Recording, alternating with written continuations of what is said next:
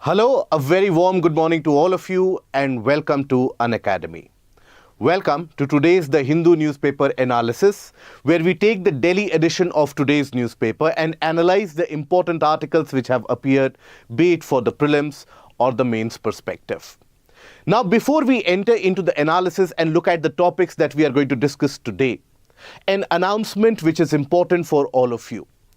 Now, many of you would have decided to prepare for the civil services examination some time back. Many of you would be in the phase of deciding that you have to prepare for the examination. But as soon as you make that decision on your own, there are multiple such queries regarding the examination that floods the minds of the candidates. How you proceed in the initial days of your preparation oftentimes ends up marking the route of the entire journey. So, in order to achieve success in the first go, one needs to be absolutely clear what this examination is about and how to proceed for the preparation. Keeping that in mind, tomorrow evening at 8 p.m. on YouTube, we are going to have a complete guidance to crack IAS, and that session will be conducted by Sarmat sir. Your aim as a candidate should be to get all your various different doubts cleared, how to approach the general studies subjects, what is the role of current affairs, how to go about newspaper reading, and what is the role of optional. The entire detailed guideline for that preparation, and this shall serve as an ultimate guidebook which shall show you the light in the journey of a civil services aspirant. So do attend that session tomorrow at 8 p.m. on YouTube channel, that is the Unacademy English channel. Now, coming to the topics that we are going to discuss today. Today in total we are going to have a discussion for 9 different topics, again ranging from perspectives of GS paper 1, 2, 3 and so on. Now here, the first topic that we are going to discuss is associated with the fiscal battle which is ensuing between Kerala and the central government, and a follow-up article is again something that we are going to discuss along with that. Then we are going to discuss about the report, employment report which has been generated. So these are the various different articles that we are going to discuss. Let us take a look at each of these articles one by one, starting with the first article, that is the fiscal battle. Now, this has appeared in the page 6 of the Delhi edition of the newspaper, and this is something which is relevant for your GS paper 3. Now, this article basically talks about an ongoing tussle between the Kerala government and the central government, and the matter reached the doorsteps of the Supreme Court. Now, what was this tussle about and why was this tussle there? So, this tussle largely existed due to the amount of fiscal resources which have been given to Kerala by the central government, and also the limitations which have been imposed on the Kerala government regarding the amount of money that they can borrow or that they can raise. So, in all fairness, Kerala government feels stifled, and that is what its contention is, that we now don't have enough resources to fulfill our logical needs and the commitments that we have made to the larger public in terms of social development, education, etc. And we don't have those funds. And central government is no one to tell us not to get more funds. And that is where the contention of the Kerala government is that central government's denial of funds is basically a damage to the federal structure of the country. Now, this matter was taken to the doorsteps of the Supreme Court under Article 131. Article 131 basically talks about the original jurisdiction of the Supreme Court in matters arising due to the conflict of the fiscal devolution or any of such fiscal conflicts between the center and the state. Now, this article has been invoked, and by the way, while this issue is going on, even Tamil Nadu government has approached the Supreme Court regarding the amount of funds which were supposed to be disbursed under the disaster relief fund, because Tamil Nadu suffered from the twin cyclones. So there also Tamil Nadu government has invoked Article 131. So this Article 131 has been invoked basically in order to provide a kind of a resolution to the fiscal dispute. Now, this fiscal dispute is amongst the ongoing various different types of grievances which have been expressed by southern states in regards to the amount of funds that they have been getting with proportion to what is the amount of money that they are contributing to the national income or the national GDP. So it is largely a part of that same dialogue and the same contention. Having said that, the Supreme Court basically has referred it to a larger constitutional bench, because the Supreme Court has said that, look, what you are demanding as the term amount of fund and the central government is denying you that fund, all of that is governed by Article 293 of the Constitution. Now, Article 293 of the Indian Constitution is the one which talks about the funding to the states and the conditionalities that the center can put. It is this Article 293 which has been in contention now. And the Kerala government is basically asking for the court's interpretation regarding the Article 293, that whether the central government indeed has got a power to control the state's finances. If it indeed has got that amount of power, then that means the entire federal structure is at risk, because what we are promoting is a kind of a unitary financial structure. That is the contention put forward. Let us declutter this and let us understand the entire episode. Why is it that there are so much issues regarding this? And we shall basically be merging it with another article that should state governments borrow more. So let us first amount of money from various different sources, raises money from loans, etc. in order to fulfill its own commitments. The state governments do the same. Now, as a result of that, the fiscal deficit of both the center as well as the states had been rising up quite significantly for the decades preceding the 2000s. In fact, through the 70s, 80s, the famous terminology in economy that you hear was the case of deficit financing, where the governments would actually borrow money from RBI. And the governments unable to pay back to the RBI, they would simply say to the RBI, print more notes. So you were in a way financing the deficit budgeting. Now what that led to was a kind of a hyperinflation in many of the years, and also a bad fiscal management strategy. As a consequence to that, in 2003, you had the FRBM Act which was passed. FRBM. Now this FRBM basically stands for Fiscal Responsibility and Budgetary Management Act. That is the FRBM Act. This was passed in 2003 in order to basically put an end to the endless amount of deficit financing which was done, and in order to cap the amount of deficits and the debts that the governments would hold. Now this FRBM Act was diluted and has been diluted multiple times. First of all, during the global financial and economic meltdown which happened during 2008-2009, at that point of time, the governments could not clearly keep within the expenditure within the requirement. So this was diluted for some time. Again, during the time of the COVID pandemic, because the government did not have that much revenue but was expected to spend more, again this was diluted. Now, in 2018, there was an amendment which was put to this FRBM Act in order to limit the amount of deficit that the state governments have been running. Because the RBI report and the RBI data for the past few years have indicated one of the alarming trends. And the trend is very disturbing in the sense that multiple different state governments, they are running a deficit and they are running an amount of debt which is absolutely unsustainable. And still, the amount of revenue expenditure that they are carrying out, in terms of revenue expenditure in the simplest terms, means, for example, the amount of money spent on salaries, amount of money spent on pensions, etc. Now, revenue expenditure is not something which is warranted for a government expenditure point of view.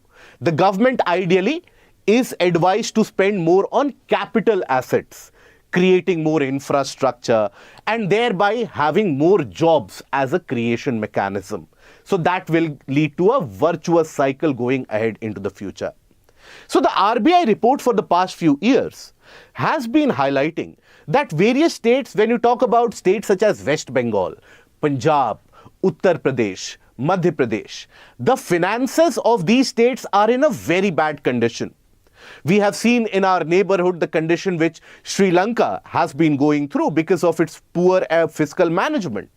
Now, RBI reports for the past few years have been highlighting that many of our own Indian states are running a finance which is poorer than even Sri Lanka. So they are completely dependent on all the schemes from the money that they get from the central government or the money that they are raising. So that is the backdrop. Now, this FRBM Act basically seeks to limit the amount of debt, the amount of deficit that the central and the state governments are operating in. So here, under this FRBM Act, the amount of limitation of the debt, the public debt, basically public debt, that is both union plus state government, that is sought to be 60%, not more than 60%, roughly around 40% for the union government and 20% by the state governments. You should not raise more debt than this. And the borrowing limitation has also been set on the state government so that the state governments can go for some amount of practical schemes and welfare measures and still take care of their own finances. And that limit has been set to 3% of the gross state domestic product. 3% of GSDP is the limitation which has been set for the borrowing by the state government, that you should not borrow more than this. Now, here, what is the issue? So the Kerala government finds itself to be short of funds. Now, that is where it had asked the central government for some amount of money. And the contention is that the central government put too many conditionalities and later on did not even pay the money that was promised. And the Kerala government finds itself incapable of fulfilling the governance requirements. As per Article 293, Article 293 is a bit ambiguous in that case because as per Article 293, the power to raise the finances lies with the state legislature. If the state legislature gives that power to the government, the state government, then the state government can borrow and can raise money. So that is provided in Article 293. But Article 293 also talks about the fact that the union government can also impose restrictions on this amount of borrowing subject to certain conditions or prior fulfillment of the previous borrowings. For example, I as a state of Kerala, I have borrowed previously as well. Now, if I want to borrow again, so the union government can impose restrictions on the new borrowing, provided if I have not fulfilled or if there is a conditionality in the previous borrowing structure. Now, Kerala government says that, look, it is a matter of the state legislature. But the union government says that, look, the same article provides me the power as well.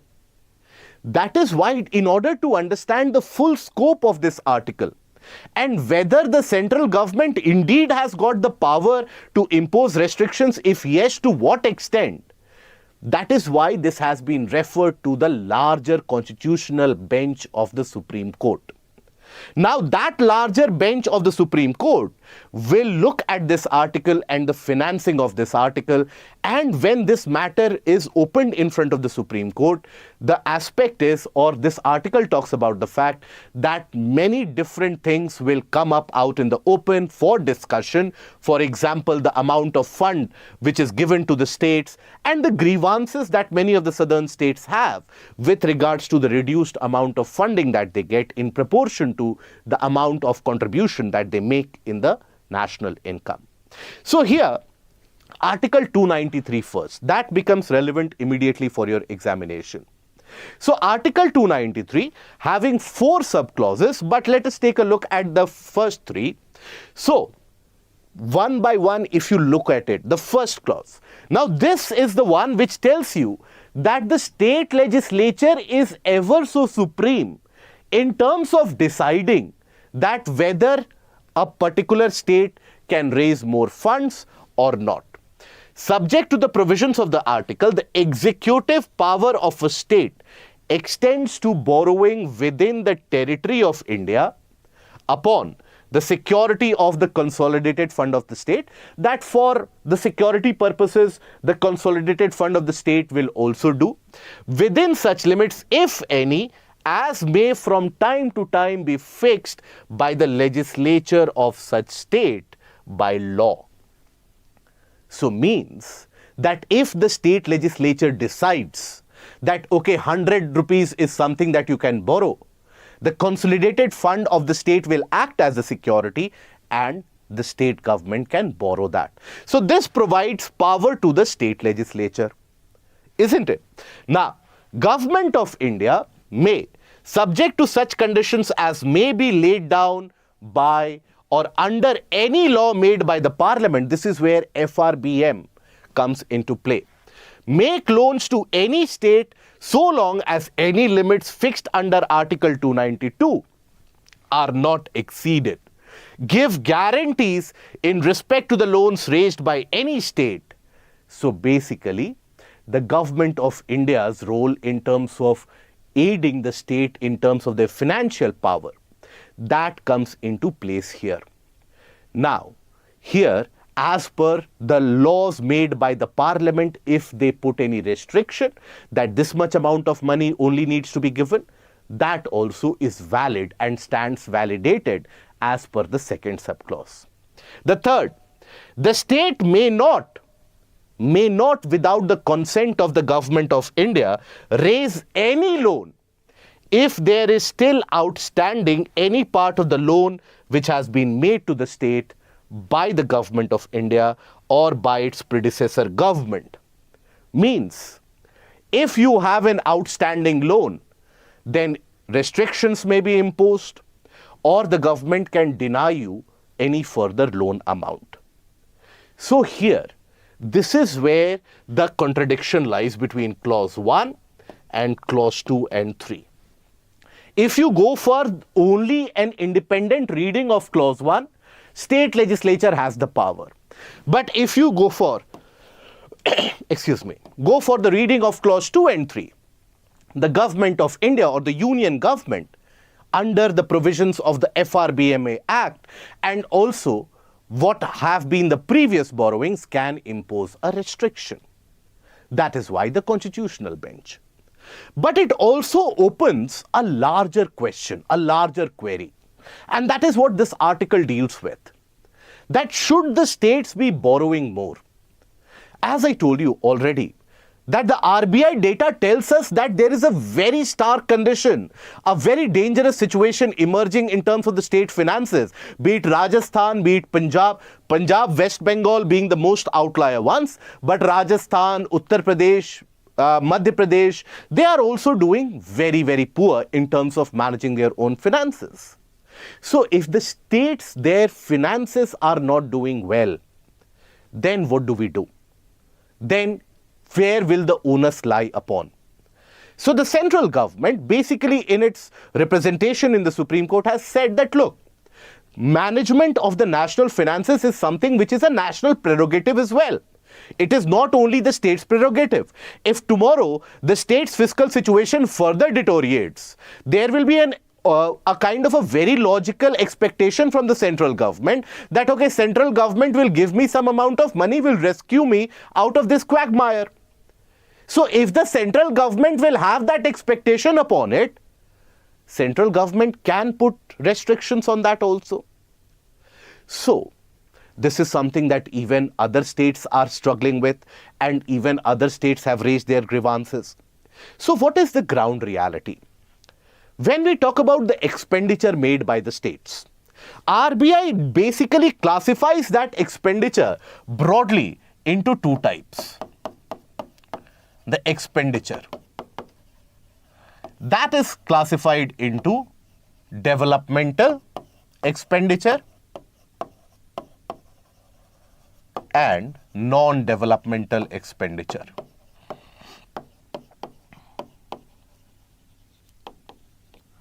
Now, in a nutshell, just to simplify it, developmental will include the various different capital expenditures in a way. And mostly, non-developmental includes the revenue expenditure in terms of the amount of salaries, pensions, etc. that you are servicing out as a state government. Now, for the development of the people, we are a welfare state, we are a welfare society. For the development of the larger public, what is required?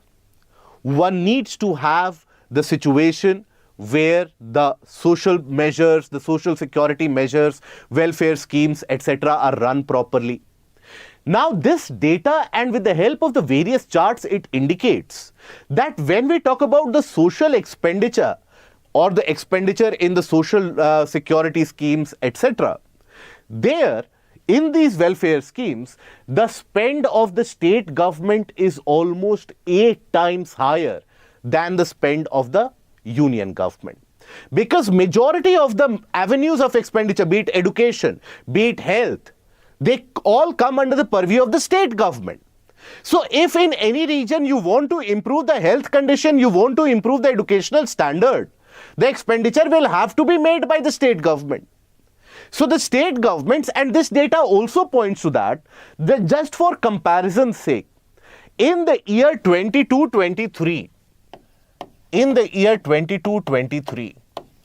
the expenditure which was made by the union government on health, education and other such areas were close to around rupees 2.2 billion, roughly. That was the expenditure made by the union government. But when it comes to the state governments, cumulatively, they spent close to around rupees 19.8 billion in the same time. Which tells you that the expenditure made by the state government on the important factors of education, health, etc. is almost 8 times higher. So it is not as if the union government doesn't spend at all. They are keeping money somewhere else. Union government has got its own expenditure. For example, the expenditure on infrastructure, the expenditure on defenses, the expenditure on communications. That is very high in the case of the union government, which is not the case in the case of the state governments. So, this expenditure is high for the state government. The other social scheme sectors and other such areas expenditure is also very high. So if you take a look at it, what this chart represents, so basically observe that when we talk about the state government's developmental expenditure, it is much higher as compared to the union government's. The blue figure and the blue chart indicates the union government's developmental expenditure. It is much lower. And immediately post-COVID pandemic, while you had a substantial increase of expenditure by the union government, but that was also met with a simultaneous increase by the state governments. That is one of the reasons why the economy has rebounded to such an extent, because the states are also spending quite significantly.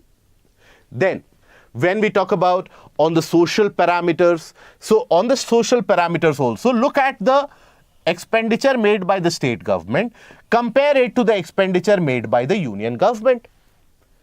It is comparatively and significantly lower. So the union government's expenditure on these schemes is very less. But here the argument which has been put forward is also the fact that, look, if you want to improve the long-term aspect of a society, well-being of a society, you want to improve on the HDI parameters, you need to be investing on health, education, Anganwadi workers and so on. Now for that, the state government expenditure is a vital part of that resource. So that is why the state government's expenditure needs to be augmented. Now here, the argument which is also quite prevalently put forward is the fact that, look, the state government should raise their own taxes, should improve their taxes. That is one part of the income devolution which is given to the states as per the recommendations of the 15th Finance Commission. That how good you are in raising the income. So that proportion you can increase. If you want greater accountability from the states, you can increase that proportion. That if you are able to collect more tax revenue, we will give you more money. But you need an action on that front. Now, another chart here indicates, and here the comparison is with Kerala itself. Now, this article also basically puts forward the fact that when we talk about Kerala, on almost all the social indicators, on almost all the social parameters, it is doing much well than the other states. In terms of HDI parameters, in terms of the metrics of investment on, let's suppose, education, health, etc., Kerala is doing much better. Because, why? Because historically, Kerala, as compared to the other states, has been spending disproportionate amount of money into these sectors. Now, that is why we see such literacy rates, and that is why we see such various different improvement parameters in health conditions in the state of Kerala. Now, this is not so hunky-dory that I will keep on investing in that, it will give me good results only. Most of the spending that the Kerala government does, most of the spending is done in the form of revenue expenditure. For example, the teachers that you have hired, the nurses that you have hired, the various different health workers that you have hired, to improve the social conditions of the society, you need to pay them salaries. Increased outgo of salaries means increased revenue expenditure. Increased revenue expenditure means what? Your ability to spend in capital assets and more asset creation is thereby reduced, it is stymied. That is why in the state of Kerala, one unique thing that you will find is that capital expenditure is quite reduced. The ability of the government to carry out capital expenditure to create assets, that is very, very less. Now, what that has done, as we will see in the next article again, lack of capital investment means lack of enough job creation opportunities. That is why, despite high level of education, despite a social well-being, despite better women empowerment, and all the metrics doing good, Kerala is doing very bad in terms of job generation. And it is one of the regions of high amount of out-migration. Now, the contention by the Kerala government is that, look, if we want to control this, we need to invest more. And for that, where will I get the money? Center is not giving me the money, so I'll have to raise some amount of money. This chart basically indicates to you the amount of money and the proportionality of money. So here, the dark blue figure tells you the state's own revenue. Then the mild blue here basically tells you what the government is giving, and the remaining is what is being raised. So here, what has been put forward in the Supreme Court as well is the fact that, look, the amount of money that we have been getting from the central government, that blue figure, observe this blue figure. So this is declining. So where do we go? If the amount of money that we are generating on our own is largely consistent, the money given by center is declining, we will have to raise more funds. And as soon as we are raising more funds, there is an issue there. That is why now the larger bench will take care of it. Having said that, this opens up a larger debate regarding the state's spending power and the amount of money that the states can spend. One has to understand that maintenance of fiscal discipline is an important parameter, is an important key metric which has to be maintained if fiscal robustness of the country has to be maintained. We cannot allow the overall deficit and the overall debt levels to go beyond 60%. In certain cases right now, we are staring at the figure of close to around 80%, where the states have also borrowed. The center obviously is also one of the main sources of borrowing. So that needs to be controlled. For that, what needs to be done? The state and the center, they have to sit together here. And they have to talk about it that if you need more funds, what are the various ways in which we can make funds? What are the various ways in which we can generate more funds? Please understand, right now Kerala is facing this issue because Kerala, after having improved all of its basic parameters, is facing that joblessness and unemployment and out-migration. The median age of the population is also growing. Tomorrow, the other states will also face this issue. And then the states will need to spend more on capital, that is asset creation. In that case, you cannot have this tussle between the center and the states ever ensuing. So the FRBM Act needs to be thought about very carefully. The fiscal devolution of finances, what amount of finances are given to which kind of state, that consensus needs to be arrived at, otherwise it will lead to frequent such litigations. And these litigations, they don't do any good in terms of investor confidence or the confidence laid in the entire economic structure as well. Okay? Now, moving on to the next article, turning the spotlight on the urban poor. Now, this article basically talks about the India Employment Report. The India Employment Report, again associated with your GS paper 3. Now, this India Employment Report is basically finalized by two bodies, that is Institute for Human Development and International Labour Organization. Institute for Human Development. That can be relevant for your prelims examination, as well as International Labour Organization.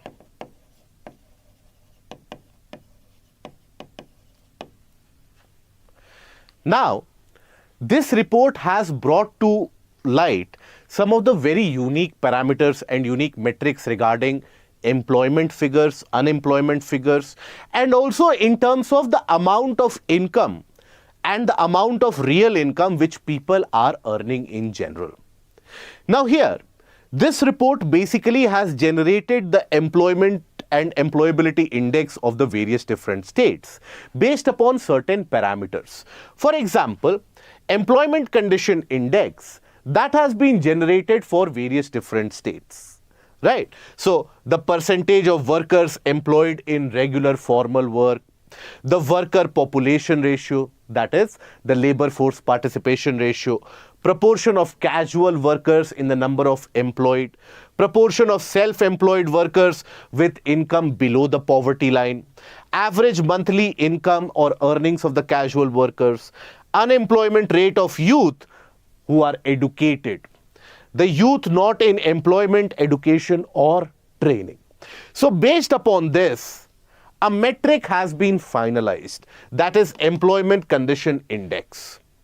And here, if you observe the performance of the various states, you will observe that some of the states are doing abysmally bad.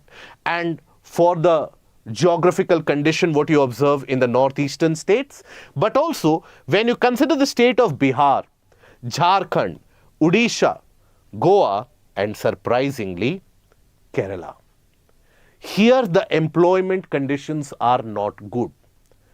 For example, in Kerala, the number of youth who are educated, having received the higher and secondary education and still not finding employment, that number is very, very high. Now, this report also brings to light certain factors. And the factors are, now this article basically has conducted a field study in the slums of Kolkata and thereby has corroborated what has been indicated by this report. So while I am not going to drag you into the each and every data pointer here because not relevant for your examination, what you need to do is look at the larger trend which is indicated by the report. For your examination, the employment condition index is important. So the 7 metrics which are held and on which this index is calculated, what this report is, who brings out this report, that is relevant for your prelims. But now let us take a look at the larger trend indicated by the report. So this report basically highlights that, look, amongst the people who are employed, who are finding work, if you talk about the people working in construction sector, construction after all is one of the biggest employment generation sectors. Construction sector overall provides employment to a large number of population, significant amount of women population as well, right? Now, in this construction sector, as compared to a decade back, around 2012, there has been almost a 50% fall in income levels. 50% fall in income levels. What does that mean? Does that mean in 2012 somebody was earning 5,000, today they are earning 2,500? Why will they work like that? No. That means at constant prices fixed at 2012 level, adjusting for the inflation rate, the amount of money paid has not increased in proportion of the amount of expenditure that the people generally incur. So here in construction sector, there has been a fall of income quite significantly, almost 50%. The other area where the real income has not increased significantly is the government jobs, the government services, where the income and the increase in income is not keeping track with the increase in inflation and the expenditure. Now, all these areas are suffering in terms of the real income. This report has also highlighted that in 2000s, in the early 2000s, the rural to urban migration was a very predominant thing. Because of the economic sheen of the cities, the economic lure of the cities, that they can give you good jobs, high paying jobs, etc., you had significant number of people who wanted to migrate.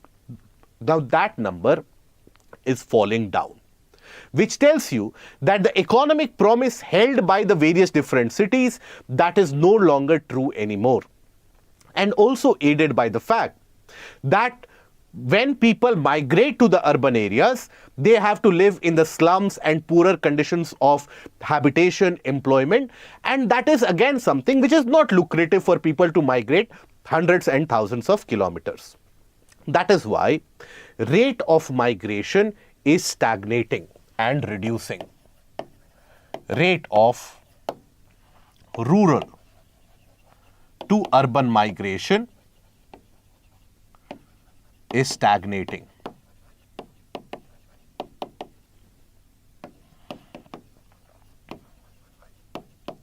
And reducing in certain cases. The real income is reducing in almost all the areas. The number, when we talk about the unemployment numbers are also falling down. But simultaneously, what has replaced that is the fact that you have greater number of small businesses and petty shops, the name listed here. That is the small shops, the small businesses that you operate, right? The carts that you set up.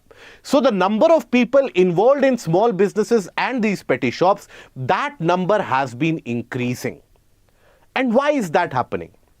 So few days back, that is 3 to 4 days back, you again had data which was presented by ILO regarding the workforce and the employability.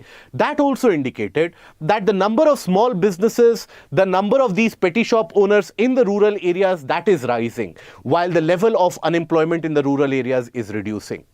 That is primarily because in many of the regions, when people lose their jobs in the urban areas, they migrate back to the villages. There is that reverse migration which started during the COVID times. And when they go back to the villages or their own hometowns, that is when, rather than sitting idle, they cannot afford to sit idle, they start operating these small businesses. That is why you will observe there is an uptick in the number of small businesses, particularly around the slums of the cities. But when it comes to real income, there is a loss of the real income here as well. There is only one such sector which is still benefiting in terms of the real income, and that is the casual unskilled labor. unskilled. The casual unskilled labor, when we talk about, here the real income is increasing. Which tells you what? The haphazard condition of the job sector. Which tells you the lack of formalized labor sector. And if the labor sector has got some reforms which are met there, then that can yield very good results.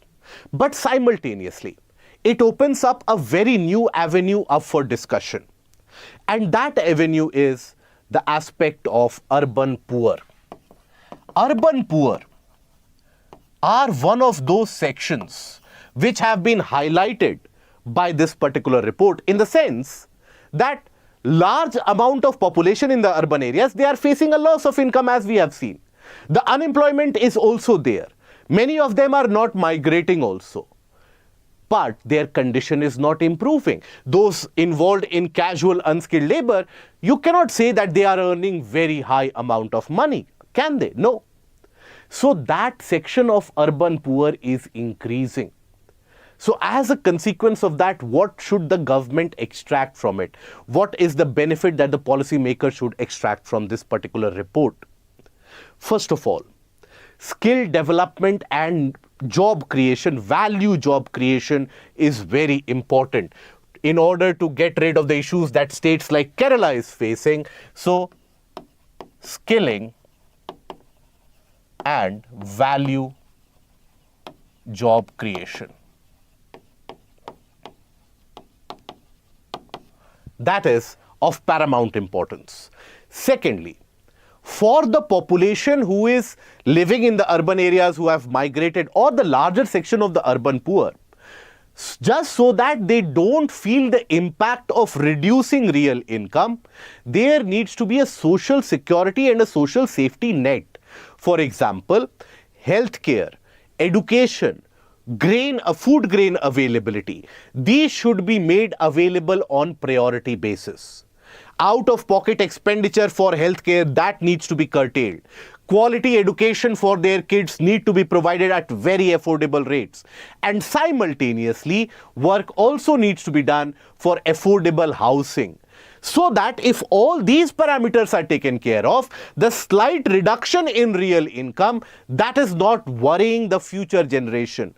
So that the people who are classified as the urban poor, they work, they spend on the human capital of the next generation. And that is when they can take the next leap and create that virtuous cycle. So for them, you need better social security net, education, quality education to the children at very affordable rates. Health parameters, primary health centers need to be improved. Grain availability needs to be provided so that the expenditure on food is significantly reduced. And affordable housing is something which needs to be accelerated. Okay, because this is the section which is burgeoning, which is rising up at almost an exponential rate. Okay, now coming to the next article. The next article is again something which has appeared in the editorial section. This is where the Supreme Court has taken very serious cognizance of the issues at Patanjali Ayurvedic centers and the organization as such. Now, basically, to give you a backdrop, if you are not aware, now you had during the COVID pandemic, most of you would have seen that different kind of advertisements were basically run by different types of organizations. You even had to the extent that plywood manufacturers would run an advertisement that if you use this plywood, 99% of the germs and the virus will get killed just by using that plywood. So you had various different kind of advertisements which were capitalizing on the fear that the public had. Now at that point of time, the owners of the Patanjali Ayurvedic, the products that they have, now they launched a product which was named as Coronil. During the time of the COVID pandemic, they launched a product that was Coronil. Now, not only was the claim made that this is the final ultimate panacea which can deal with COVID, At that point of time, you even had the situation where the Union Health Minister, Dr. Harshvardhan, along with the Union Minister for Transportation, that is Mr. Nitin Gadkari, both of them, they even addressed a press conference regarding the utility, the benefits of Ayurveda. They did not immediately vouch for the product, but that press conference and that press appearance was made to appear by this organization, that is Patanjali. The press conference was made to appear as if they are selling this product, they are certifying this product. Now that made a false claim about this product, that this product can heal. Having said that, there was no counter allegation, no lawsuit which was filed during the time of the COVID pandemic due to greater issues which were at hand. So this ad and this claim by Patanjali kept on escalating in terms of the amount or the type of claims that they made. Simultaneously, in almost all their ads, by the time that the COVID pandemic was done and dusted, Patanjali stepped up its advertisement campaign and thereby went ahead to say that, look, the traditional or the allopathic medicines, the Western medicines, they are unable to treat your issues. We will be able to treat all your issues. And they thereby started disparaging the allopathic medicine system or the so-called Western medicinal system. Now this angered the Indian Medical Association.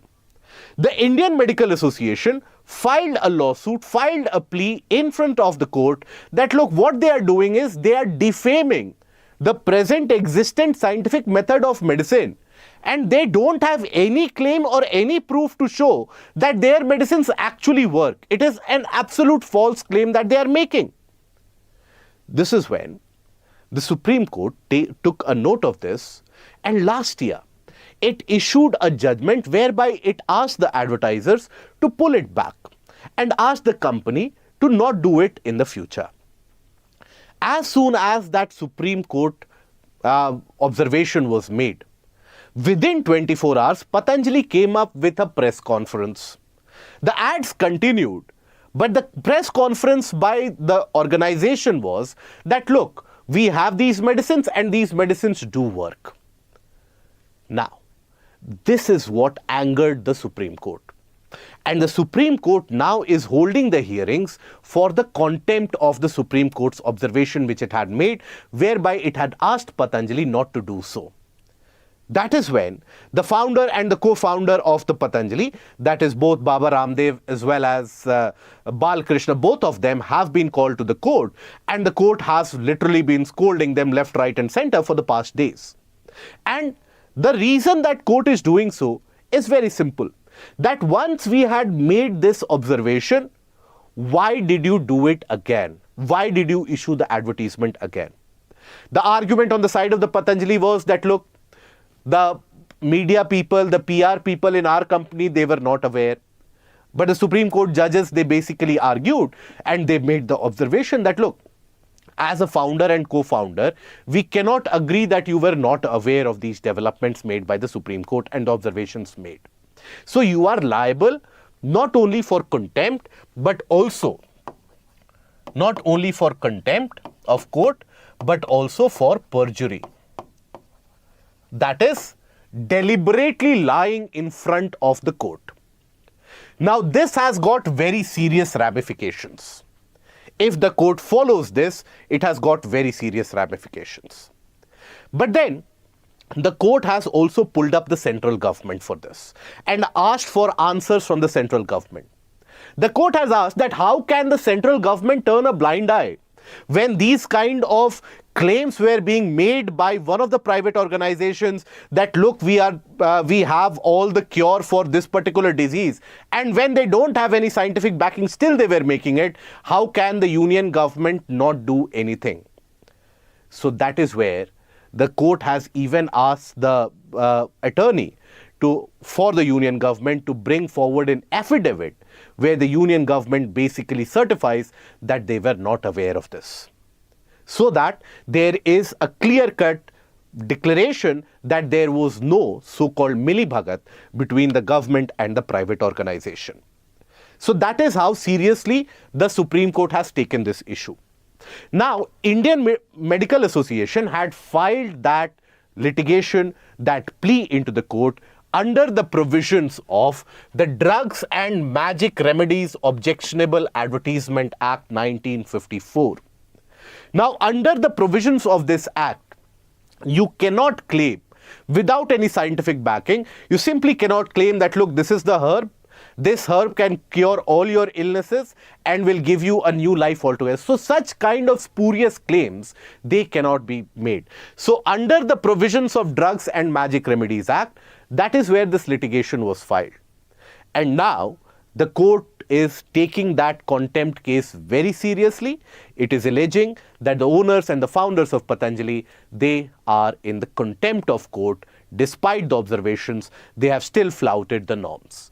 And both of them personally, they have Baba Ramdev as well as Balkrishna, they have pleaded sorry. But then the court is saying, in the bluntest of the language, that we don't believe the lip service that you are giving. So that is the issue of contempt, and this is something which is going to go ahead further for next 4 to 5 days. It will be interesting to note what is the final decision that the court takes and what is the liability that the owners of Patanjali, they are held to. Now, coming to the next article. Nuclear power is key to development, says the study. Now, this is a study which has been carried out by a group in IIM Ahmedabad, Indian Institute of Management Ahmedabad. Now, this is a study which has basically been funded by the Office of the Principal Scientific Advisor and the Nuclear Power Corporation of India. Now, as per this study has highlighted that as India is going to grow, as India is going to develop, its energy requirements are always going to go up. First of all, the energy requirement and the hunger for energy, that is going to go up. Now, as the energy requirement is going to go up, you need to generate more. Now, simultaneously, India has promised various different things at the COP26 in 2021, which was held in Glasgow, under the provisions or under the Convention on Climate Change. India has promised its net zero emission to be reached at 2070, reducing the intensity of emissions in the GDP by 45% by 2030, increasing the amount of renewables, etc.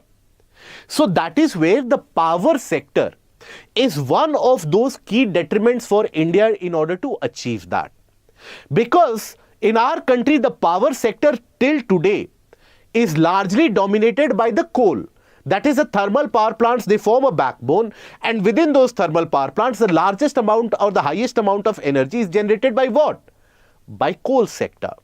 So if you take a look at the energy mixture of India today, basically 49% reliance is on coal, 16% on solar, only around 1.6% is on nuclear. Now, this study says that if India has to meet its fulfillment, the Panchamrit goals, remember, under the provisions of Conference of Parties 26, under the provisions of Conference of Parties 26 to United Nations Framework Convention on Climate Change. This was held in December 2021 in Glasgow, in UK. India had basically announced the 5 promises, or what was the Panchamrit. As per this Panchamrit, India has to achieve net zero emission by 2070. Reduce the intensity of emission in the GDP by 45%. Now, how will you achieve that if you are generating this much amount of power by coal? So you need to diversify.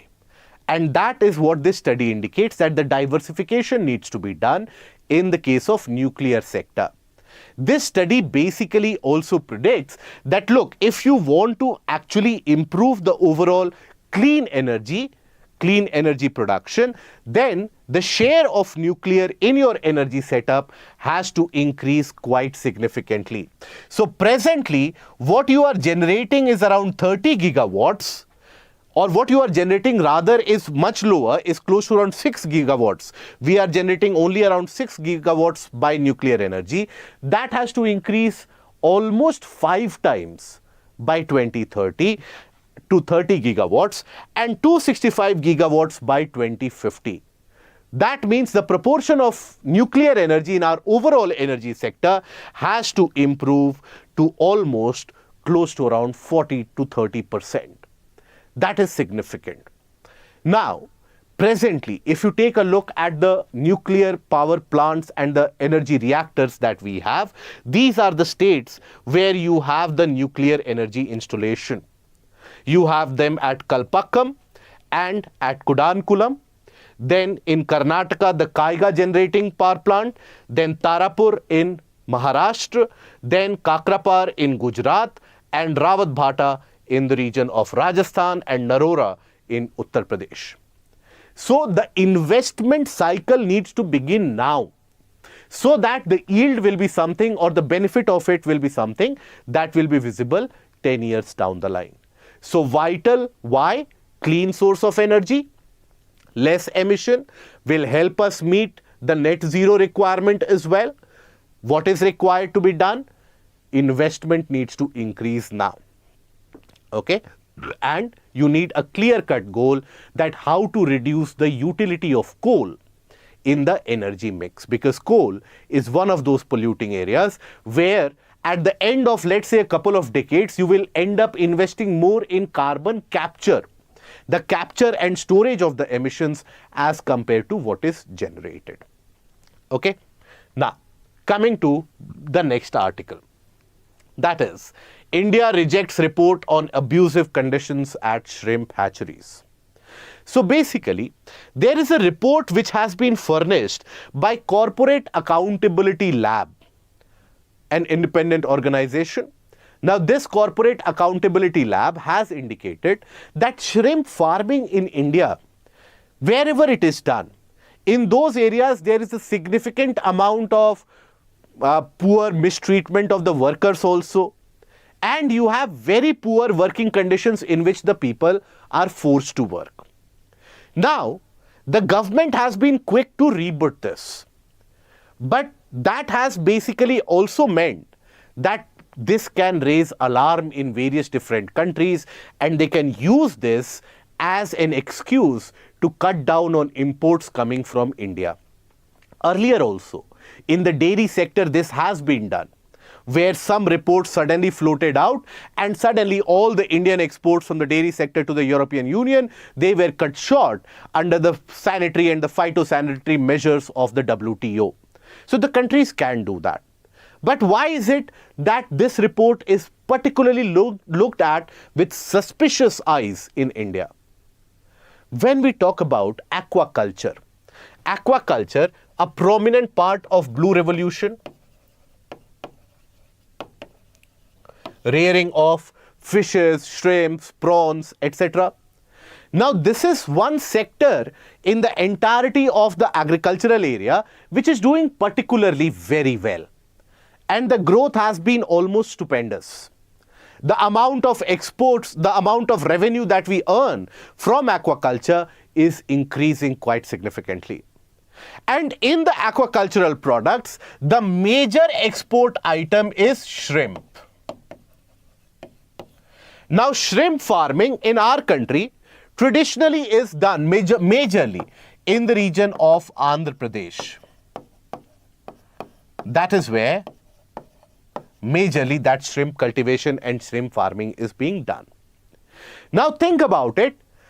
In this shrimp farm, or in your area also, if you visit the shrimp farm, almost 90% of the workforce who works there is basically women.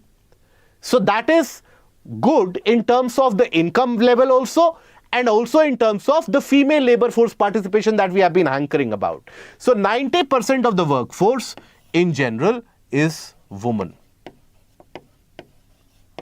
Of the workforce is woman. Now, it has been alleged that they are working in poorer conditions. Now, to give you a background of it, shrimp exports from India, they have been rising almost exponentially. If you take a look at it, in India, in the year 2022-2023, India's seafood exports were how much? $8 billion. Which is a substantial amount, right? Now, out of this, shrimps and the shrimp export was around $5.6 billion out of that 8 billion. So that tells you about the relevance. The biggest importer of Indian shrimps is where?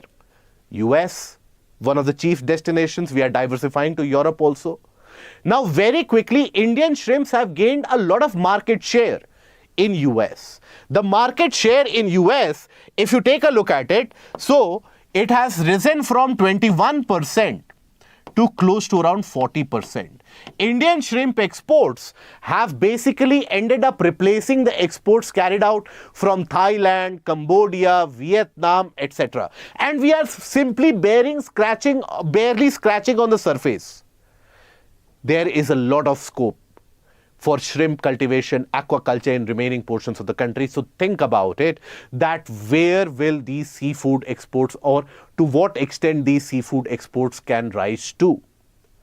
Now, it is suspiciously alleged by many members and even by sources in the government that this report is something which has been generated at the behest of these countries whose exports we have simply replaced. So what the government is basically doing is it is sitting with it is meeting with all the shrimp farmers and all the aquacultural farmers across the country, asking them to operate and conduct or commission an independent report on their own side, contact the importing regions and thereby furnish these reports and maintain the reliability, cutting this rumor at the bud itself, so that this cannot be cited as an excuse to cut Indian exports down to size. Okay? Now, then after that, coming to certain articles relevant for your prelims, India plans to build first commercial crude oil storage at Padur in Karnataka. So that is something which is being set up at Padur in Karnataka. So what is this? Commercial crude oil storage. So, India has already set up strategic oil reserves in certain areas of the country. Strategic oil reserves in the region of Mangalore, in the region of Visakhapatnam, and in Padur also. India has set up in the rock caverns large storage structures. So, strategic oil reserves means in the terms of dire need, when the oil fluctuations are present in the market, availability is uncertain, and if we need to run the national economy in a situation of such an emergency, do we have oil reserves or not? So for that, ISPRL, that is Indian Strategic Petroleum Reserves Limited, that ISPRL, which is a special purpose vehicle created by the government, it has already built 3 such strategic storage structures in Mangalore, Visakhapatnam and Padur. Now the government is planning to open up a commercial storage depot like that in Padur itself, right? So that is where the bids have been called up. Now this storage will be purely for commercial, not the strategic purposes which will be solved by this, but commercial, that in case there is a significant supply shock, that is when you can rely upon the oil supplied from this area. Okay. Now, then coming to the next article, 9 dead, 1,000 injured as 7.4 strong earthquake hits Taiwan. So this is one of the strongest earthquakes to have hit Taiwan in the past couple of decades. The disaster caused is almost unimaginable in the sense of the properties that you see damaged. Loss of life is something which is still being monitored because many areas have been cut off due to large amount of landslides which have been triggered due to this earthquake. Now, Taiwan lies at this very critical area where the plates, the tectonic plates are moving vicariously, some part of it overriding, some part of it subducting. That is why it expects and experiences frequent earthquakes. Having said that, when an earthquake struck yesterday, tsunami warnings were also issued in the surrounding regions of Japan, in the regions of Korea, in the regions of Philippines as well. But thankfully, that tsunami did not come. But this earthquake nonetheless makes this portion relevant. Now for the details about why this earthquake occurred, which is the plate which is undergoing that subsidence, and why is it that in the entire region around Luzon Strait, why do you have such frequent occurrence? We will have a detailed video today on the geographer series of our YouTube channel, so do watch out for that space as well. We will have a detailed analysis of this Taiwan earthquake, when and why a tsunami can be generated, and what are the reasons for them. Okay, so do watch out the space for the episode of the geographer. Now, after this, coming to the last topic, India among countries mulling telescopes on and around the moon. So basically, this brings into the discussion the entire aspect of setting up a radio telescope on the moon. Radio telescope. Now the reasoning behind it is very simple. When you are on planet Earth, you already have so much amount of interferences in terms of the radio signals, and also the Earth's ionosphere present beyond the mesosphere. Earth has got a layer in the atmosphere which is the ionosphere. So in that ionosphere you have the presence of charged particles or ions. So these charged particles, they will re-radiate back, reflect back the radio waves, and creates a lot of disturbance, and the radio telescopes cannot make any observation. Now why do we need these radio telescopes? The radio telescopes, they are an important medium to give you an idea about some of the darkest secrets of the origin of the universe. For example, immediately after Big Bang, we all know that Big Bang happened, that everything in the universe was concised to a small mass, and there was that big explosion and everything started moving away. But as soon as that explosion happened, after some time, there was a lull. There was an absolute silence almost.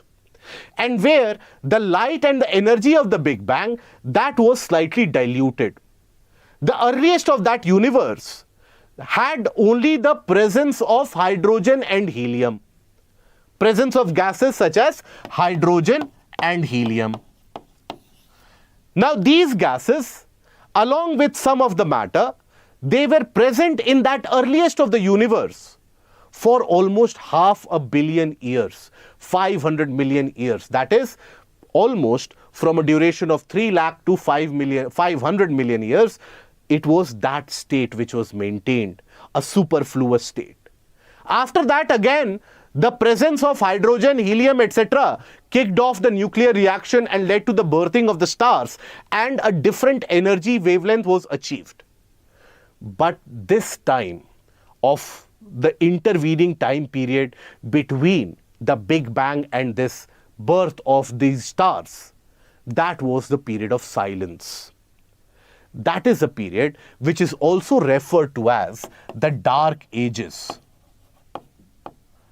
Dark Age of the origin of universe, where we don't know much. Now, this is something which happened almost around 13 billion years ago.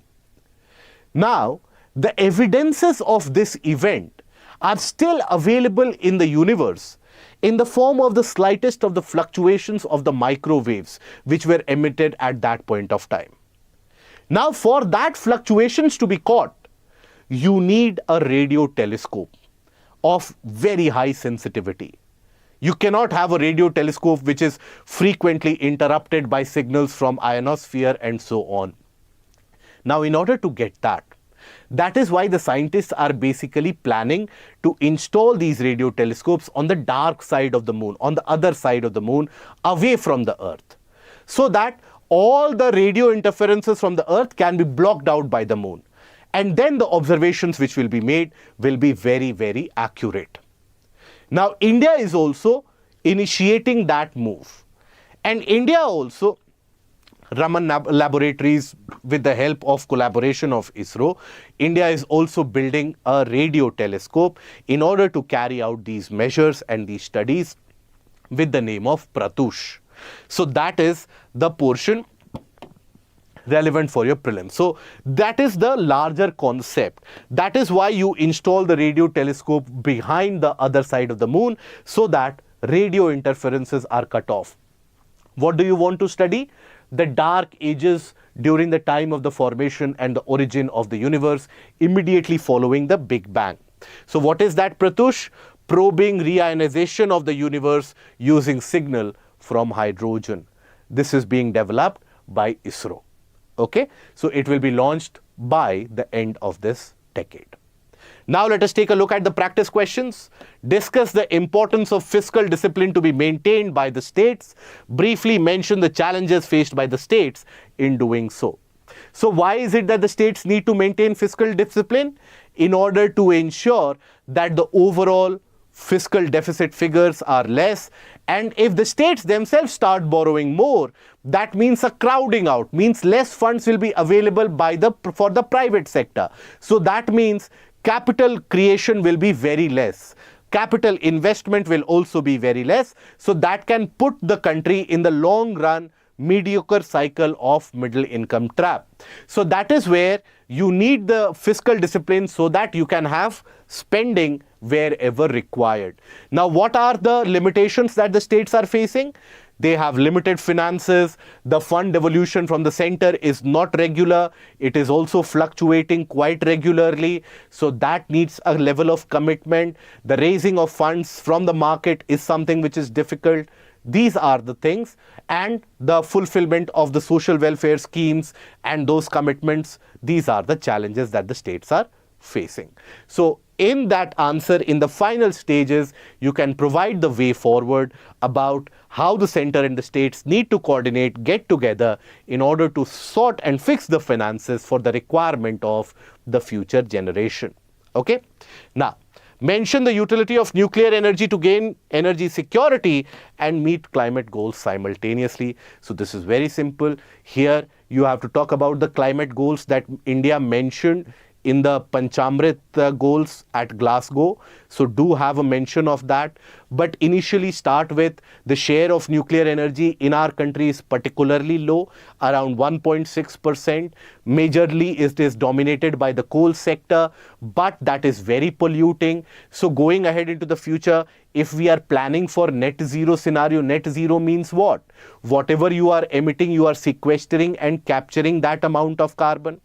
Right, that is your net zero emission. So if you want to maintain that net zero emission, in the case of coal power generation, you need to spend a lot more, investment needs to be done, and that will never be cheap. So that is why from now you have to diversify to other areas such as nuclear energy. Nuclear energy, its share has to increase, and that share has to increase quite exponentially from almost around 1% to close to around 30 to 40% by the year 2030, 2050 going ahead. Okay? So that is how you can write the answers. I urge you to do write these answers on your own, practice that answer writing and get it evaluated. That marks the end of discussion for the newspaper analysis today. These were the important articles relevant for your examination. If you have liked the video, please don't forget to click on the like, share and the subscribe button. We meet again tomorrow. Till that point of time, take care of yourself. Goodbye. Thank you.